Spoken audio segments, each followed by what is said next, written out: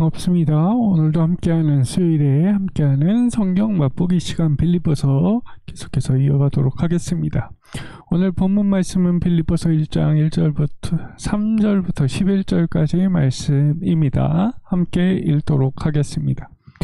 내가 너희를 생각할 때마다 나의 하나님께 감사하며 간구할 때마다 너희 무리를 위하여 기쁨으로 항상 간구함은 너희가 첫날부터 이제까지 복음을 위한 일에 참여하고 있기 때문이라. 너희 안에서 착한 일을 시작하신 이가 그리스도 예수의 날까지 이루실 줄을 우리는 확신하노라. 내가 너희 무리를 위하여 이와 같이 생각하는 것이 마땅하니 이는 너희가 내 마음에 있음이며 나의 매임과 복음을 변명함과 확정함에 너희가 다 나와 함께 은혜에 참여한 자가 됨이라. 내가 예수 그리스도의 심장으로 너희의 무리를 얼마나 사모하는지 하나님이 내 증인이시니라. 내가 기도하노라. 너희 사랑을 지식과 모든 총명으로 점점 더 풍성하게 하사 너희로 지극히 선한 것을 분별하며 또 진실하여 허물 없이 그리스도의 날까지 이르고 예수 그리스도로 말미암아 의의 열매가 가득하여 하나님의 영광과 찬송이 되기를 원하노라. 아멘. 우리가 이제 저번 주에 빌립보서 서론을 이렇게 함께 배우면서 1절과 2절을 함께 배웠습니다. 그리고 이제 3절부터 이제 시작되는 3절인데요. 거기서 보시면 3절과 이제 7절이 되겠는데 그 단락의 큰 주제가 바로 감사와 확신입니다. 우리가 말씀을 읽으면서도 느끼셨겠지만 바울의 이 감사와 확신이 정말 확연하게 드러나는, 확연하게 느껴지는 그것을 경험하셨을 것입니다.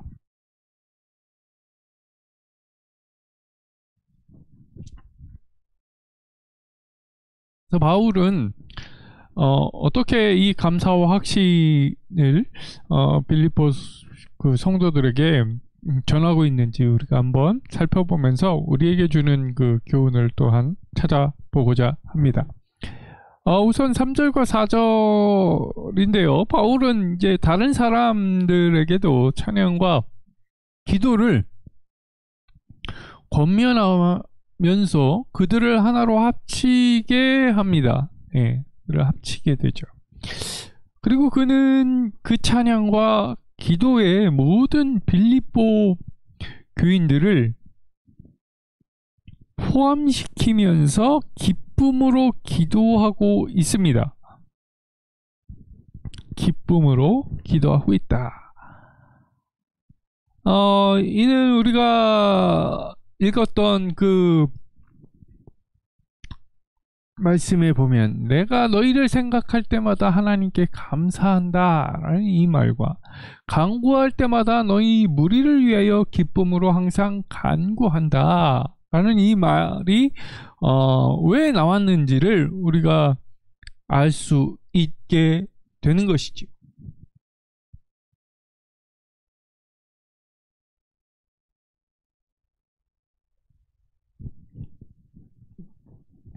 그러면서 이제 5절로 넘어가는데요.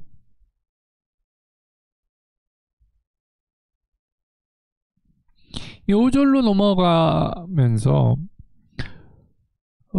그 기뻐한 것은 그 사도 바울이 크게 기뻐했다라고 이렇게 말한 것은 그들에게 이제 최초로 복음이 전파되었을 때 루디아가 이제 그 사도 바울과 그와 동행한 그 동역자들에게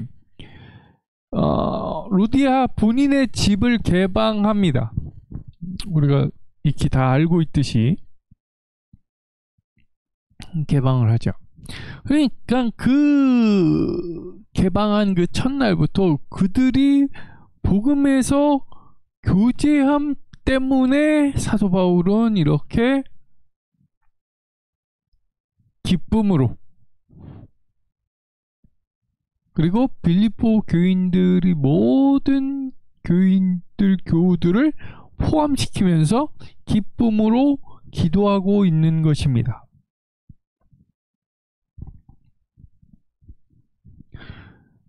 여기서 말하는 이 교제는 보통 이제 신약에서는 사귐이라고 말을 합니다. 그렇지만 여기서 말하고 있는, 성경에서 말하고 있는 이 사귐은 단순히 이제 상호 교제를 즐기는 그리스도인들의 이 편안한 경험이 아닙니다.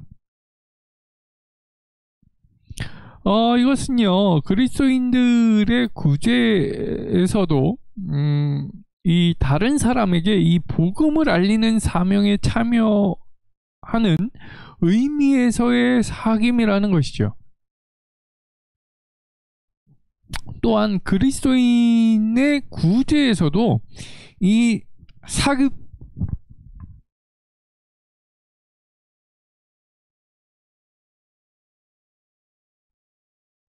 사귐이라는 표현이 사용되는데, 그리스도의 복음을 알게 된 우리 모두는 그 복음을 다른 사람에게 전하는 전도자들과 역시 사귐을 가지게 된다라는 내용입니다.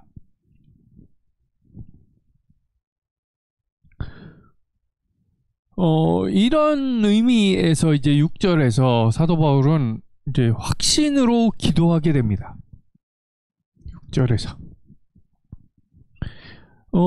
왜 확신을 하게 됐느냐? 우리가 지금 3절부터 5절까지 살펴봤지만, 사도 바울에 의해서 이제 복음을 듣고 그들이 개종을 하고 예수를 믿는 그 시점. 그러니까 이제 복음이 그들 안에 들어가서 이제 능력을 발휘하게 된다라고 생각하게 된 것이죠. 실제로도 그랬습니다. 빌립보 교인들의 이 능력이나 과거의 성취에 근거한 것이 아니라 하나님의 능력과 사랑에 근거한 확신이었습니다. 그러니까 빌립보 교인들이 예수를 영접하기 전에 어떻게 살았든 어떤 성취를 이뤘든 그것은 이제 뭐 본인의 그 신분이었던 로마 시민권이 뭐 배설물처럼 여기는 그런 사도 바울이었기 때문에 과거의 성취와 그들의 능력, 인간적인 능력은 전혀 사도 바울이 신경 쓸 여지가 없었던 것이죠. 그의 관점에서 벗어나 있는 능력이었다라는 것입니다. 그가 이제 확신할 수 있었던 것, 하나님의 능력과 사랑에서 확신하였던 것입니다. 그도 그럴 것이 하나님이 시작하신 것을 이루실 줄을 사도 바울은 믿었기 때문에 가능한 것이었습니다.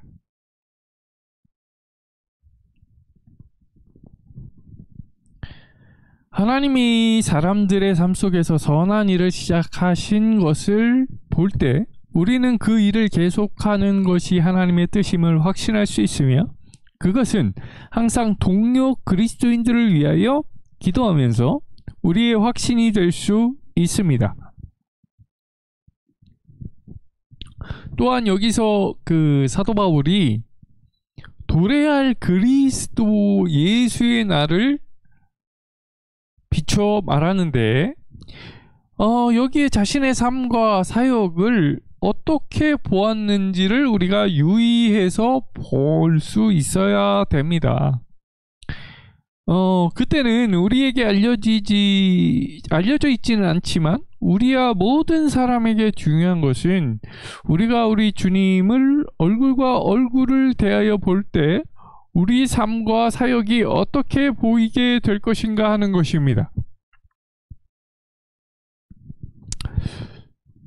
그러니까 이제 사도 바울의 지속적인 관심은 자신과 교우들이 그날 예수 그리스도께서 재림하시는 그날에 하나님 앞에 성숙되고 부끄러움이 없이 나타나게 되는 것입니다.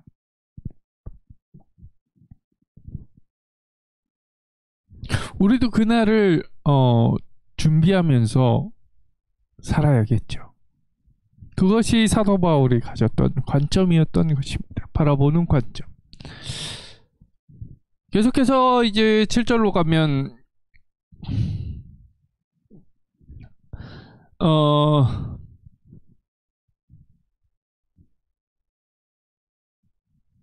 네, 죄송합니다. 네, 7절에서 복음에서 이제 교제함에 관하여 명확하게 설명을 합니다. 그것은 복음 사역에서에 있어서 복음을 전할 때 우리는 이제 교제함이라는 것은 하나님의 은혜에 참여한다, 하나님과 교제한다라고 보시면 생각하시면 되고요.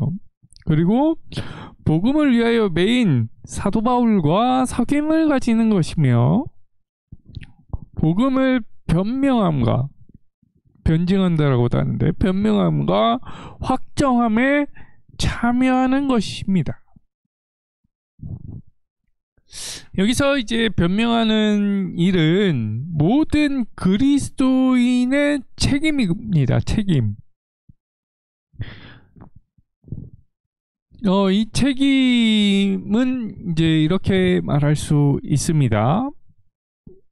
너희 속에 있는 소망에 관한 이유를 묻는 자에게 대답할 것을 항상 예비하는 것과 사람들이 복음의 진리와 능력을 더욱 확신하도록 도와주는 것이 포함이 됩니다. 이것이 이제 7절에서 말하는 복음에서의 교제함입니다.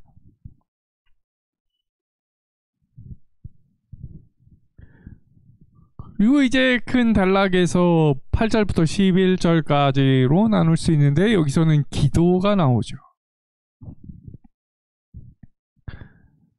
우리는 사도 바울의 이 기도에서 많은 것을 배울 수가 있습니다. 그가 요구하는 것에서 빌립보 교인들은 스스로에게 요구해야 할 가장 큰 은사가 무엇인지 배울 수 있었습니다. 여기서 그 은사들은 사랑과 총명과 순결함, 삶과 의였습니다. 그러니까 우리가 이렇게 보는 은사랑은 다르다는 것이죠.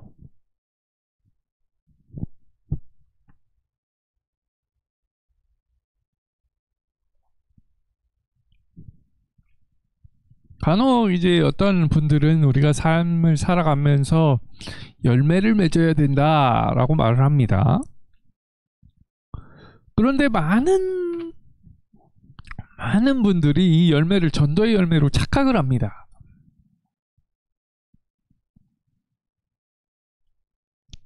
성경에서 말하고 있는 그리스도인들이 이제 맺어야 되는 열매는 성령의 9가지 열매입니다. 성령의 9가지 열매.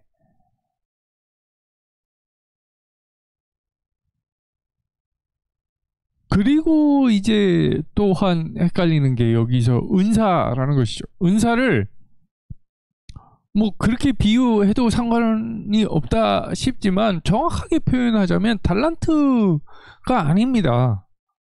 달란트는 무게를 재는 거거든요. 무게 단위에서의 특별한 은사. 뭐 또한 여기서의 은사라고 했을 때 제일 먼저 떠올리는 은사가 먼저 튀어나오는데 그게 바로 기도의 은사인데요. 방언의 은사입니다. 어떤 분들은 이 방언의 은사를 통하여서 방언을 받아야만, 방언을 해야만 구원을 먼저 받는다, 뭐 이런 식으로 말씀하시는 분들도 계신데 절대 그렇지 않습니다. 절대. 왜냐면 오늘 빌립보서 1장 8절부터 11절에서 나오는 게 이 은사입니다. 근데 그 은사 중에 우리가 봐야 될 것은 사랑과 총명과 순결한 삶과 의입니다.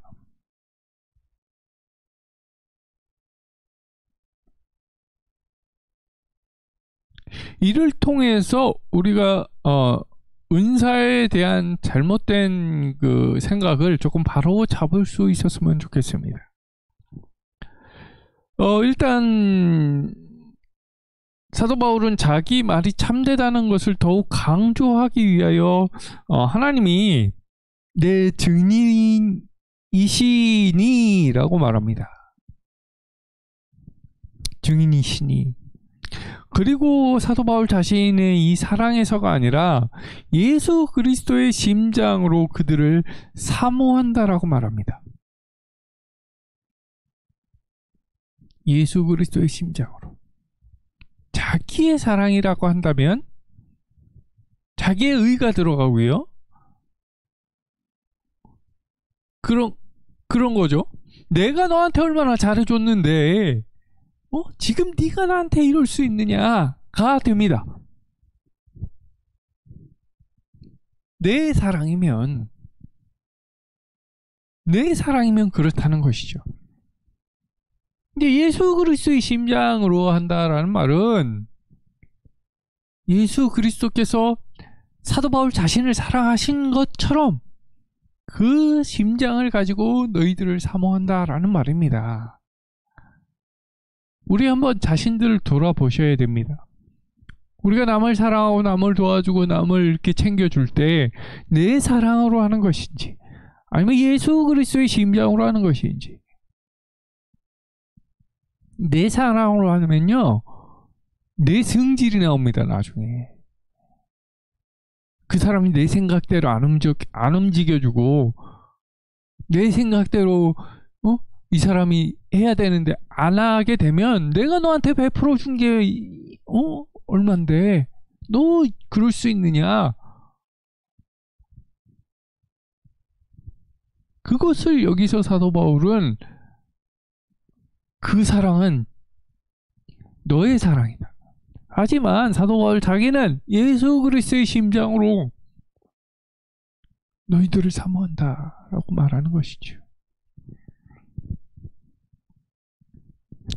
또한 여기에서 그 사랑이라고 말하는데 하나님이 그들을 사랑하신다는 것과 그 사랑이 자기들 속에 있음을 알고 있었습니다.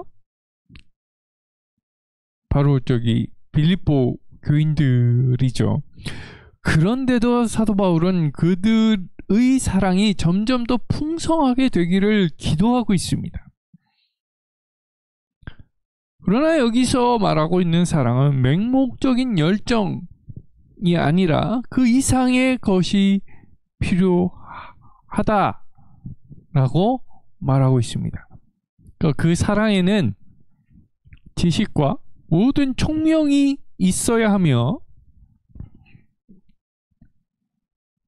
참된 분별의 은사와 하나님의 진리와 다른 사람들의 필요에 대한 민감성과 상황에 대한 이해력이 있어야 합니다. 그것을 아주 잘 보여주고 있습니다.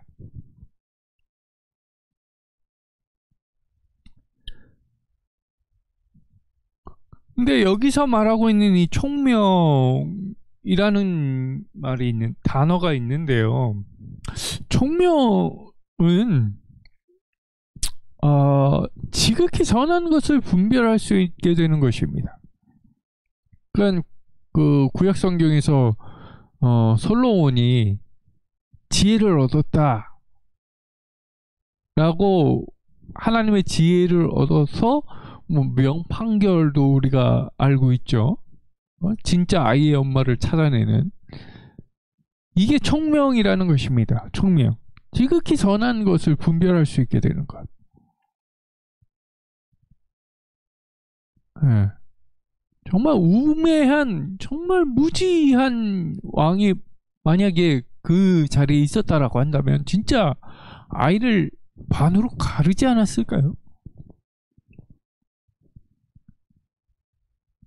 그게 총명의 문제라는 것입니다.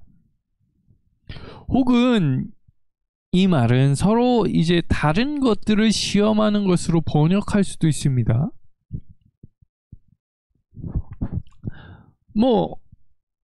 어찌되었든 이 분별력이라는 것은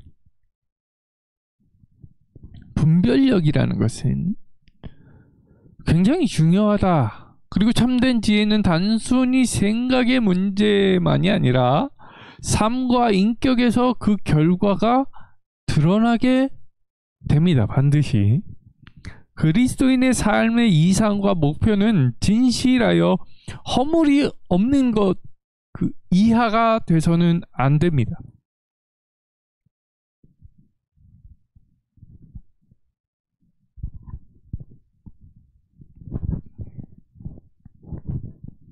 여기에서 다시 이제 사도 바울은 그리스도의 나를 바라보게 됩니다. 이곳에서 사용되어진 그 단어의 뜻을 보면 첫 번째는 이제 성실 또는 투명한 성격이라는 뜻이 있습니다. 그리고 둘째는 거리낌 없는 또는 죄를 짓게 하지 않는 것을 의미하는 수도 있습니다. 그런데 어쩌면 사도 바울은 저는 이 두 개가 다 걸쳐 있다고 생각이 됩니다.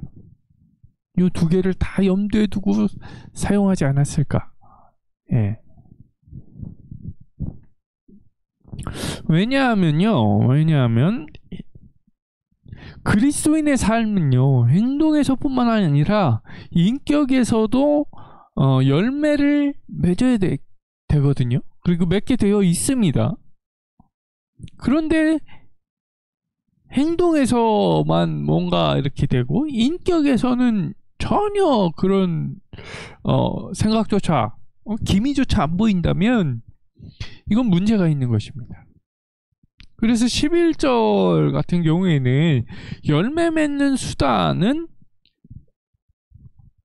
예수 그리스도시다 라고 말하면서 그 열매 맺는 목표가 있습니다. 그 목표는 바로 하나님의 영광과 찬송이라는 것을 명확하게 한다라는 사실입니다.